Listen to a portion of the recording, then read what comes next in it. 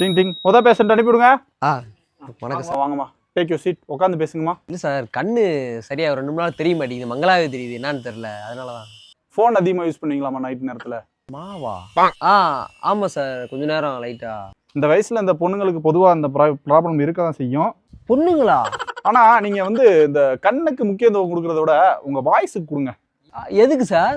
பையன் voice வருதுமா sir? நான் பையன் தான் சார். பையனா? இருங்க, எங்க ஆளை காணோம். எங்க இருக்கே சார்?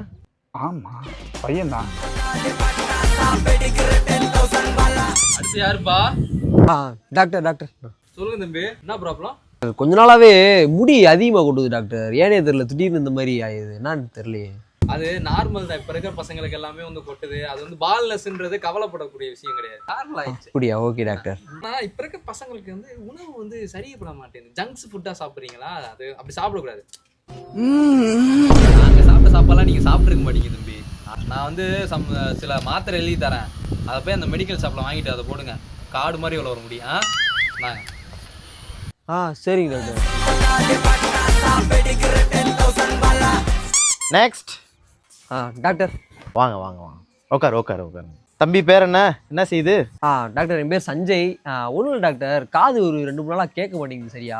நானும் இந்த பக்கத்தில் இருக்க ஹாஸ்பிட்டல்லாம் போயிட்டு பார்த்துட்டு ஒன்றும் சரிப்பட்டு வரல, அதான் உங்கள்கிட்ட வரலான்னு. எதனால் டாக்டர் இந்த மாதிரி? சொல்லுங்க தம்பி, டாக்டர்கிட்ட வந்துட்டீங்க, நீங்க சொல்லாம எனக்கு எப்படி தெரியும்? நீங்க தான் சொல்லணும். டாக்டர் இப்போதான் டாக்டர் சொல்ல எல்லான்னு. சொல்ல மாட்டீங்களா?